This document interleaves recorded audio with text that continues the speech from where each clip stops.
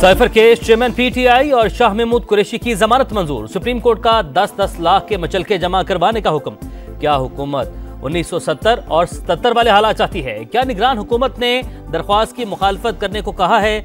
Justice Athar Minallah का इस्तफसार। Remarks दिए, इस वक्त सवाल आम इंतखाबात का है। साबिक वज़ीर-ए-आज़म के जेल से बाहर आने से क्या नुकसान होगा? साबिक चेयरमैन पीटीआई अभी सजा याफ्ता नहीं, सिर्फ मुल्जिम है, जुर्म साबित नहीं हुआ। हर दौर में सियासी रहनुमाओं के साथ ऐसा क्यों होता है? जस्टिस मंसूर अली शाह बोले, साइफर केस में सजाए मौत की दफात बज़ाहिर मफरूजे पर हैं। सजाए मौत वाली तीनों दफात इस केस पर लागू नहीं होती।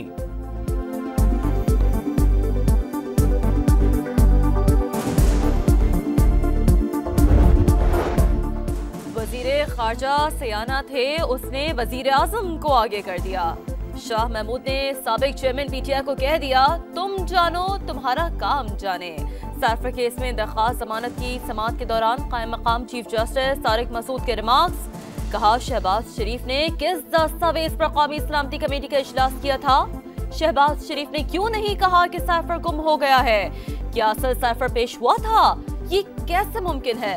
डिकोड करने के बाद वाली कॉपी सलामती कमेटी में पेश हुई थी। प्रोसिक्यूटर का जवाब।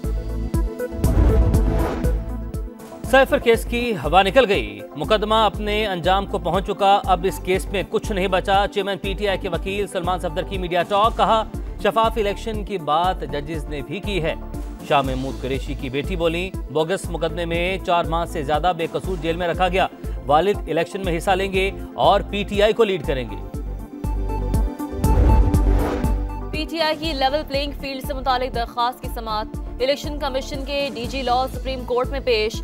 अदालत का आज ही इलेक्शन कमीशन को तहरीक इंसाफ की शिकायत सुनने का हुक्म। उस्मान डार की वालिदा के साथ जो हुआ सबने देखा। जस्टिस अतहर मिनल्ला के रिमार्क्स। तहरीक इंसाफ का मुस्तकबिल क्या? भले का निशान मिलेगा या नहीं? सब नजरें इलेक्शन कमीशन पर। पीटीआई इंट्रा पार्टी इलेक्शन के खिलाफ दरख्वास्तों का फैसला आज मुतवक्के। पेशावर हाई कोर्ट ने भी फैसला आज जारी करने का हुक्म दे रखा है।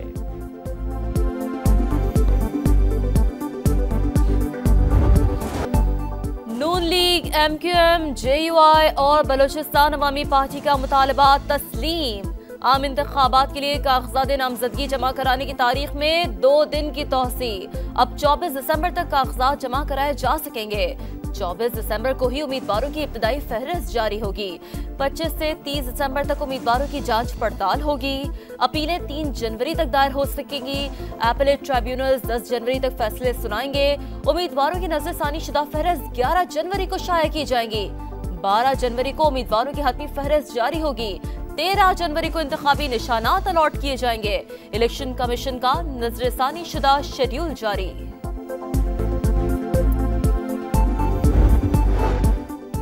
अवामी अदालत ने पेश होने का इम्तिहान। तीसरे रोज भी रिटर्निंग अफसरों के दफातर में गहमा गहमी, उम्मीदवारों का rush. Pattern in chief IPP Jahangir तरीन ने लोधरा NA 155 से कागजात जमा करवा दिए। ओन चौधरी लाहौर से 2 कौमी और 1 सूबाई नशिस्त पर किस्मत आजमाएंगे। मुराद रास ने PP 161 से कागजात नामजदगी जमा करवाए। ख्वाजा आसिफ सियालकोट में कौमी असम्बली के 1, पंजाब असम्बली के 2 हलकों से इलेक्शन लड़ेंगे। चेयरमैन सेनेट सादिक संजरानी ने PB 32 जागीद अलबद्दीन से कागजात नामजदगी जमा करवाए।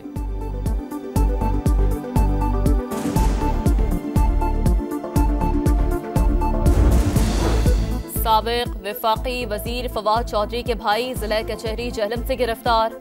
फराज चौधरी अपने भाई के कागजात नामजदगी जमा करवाने के लिए आए थे। साबिक चेयरमैन पीटीआई और बुशरा बीबी के खिलाफ गैर शरई निकाह केस में पेशरफ। सेशन अदालत ने रजिस्ट्रार इस्लामाबाद हाई कोर्ट को जेल ट्रायल के लिए खत लिख दिया। समाअत 2 जनवरी तक मुलतवी।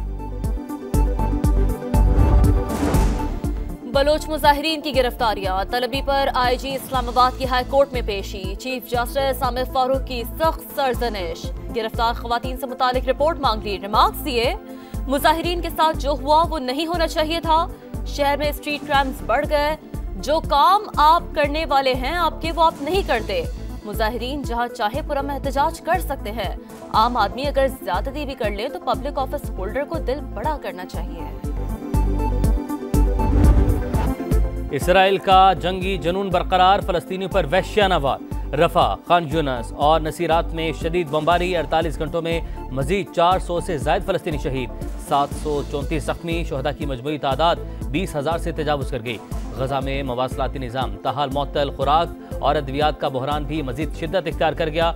अमरीकी मुखालफत की वजह से सलामती कौंसिल में गजा जंगबंदी पर वोटिंग चौथी बार मौखर।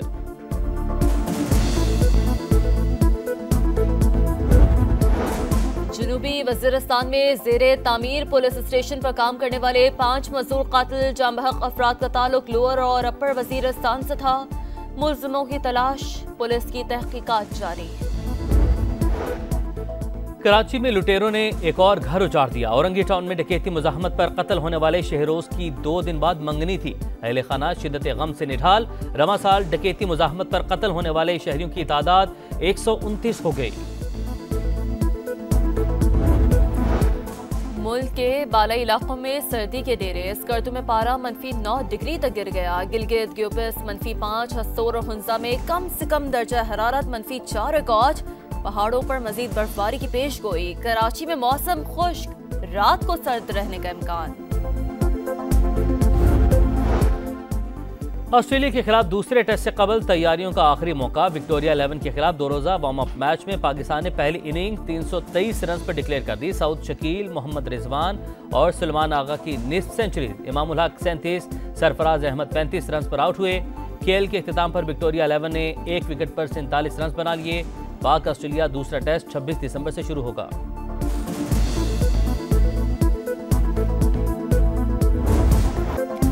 उस्मान ख्वाजा फिर इंटरनेशनल क्रिकेट काउंसिल के सामने डट गए। बोले, आईसीसी की कार्रवाई का मुकाबला करूंगा, मेरा कोई सियासी या खुफिया एजेंडा नहीं।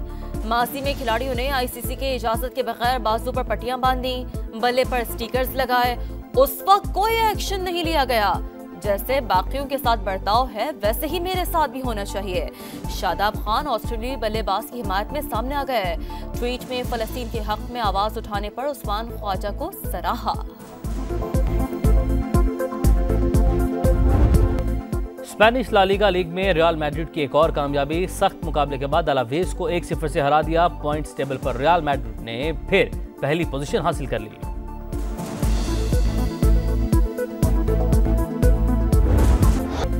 स्पेनिश ला लीगा लीग में रियल मैड्रिड की एक और कामयाबी। सख्त मुकाबले के बाद अलावेज को 1-0 से हरा दिया। पॉइंट्स टेबल पर रियल मैड्रिड ने फिर पहली पोजीशन हासिल कर ली।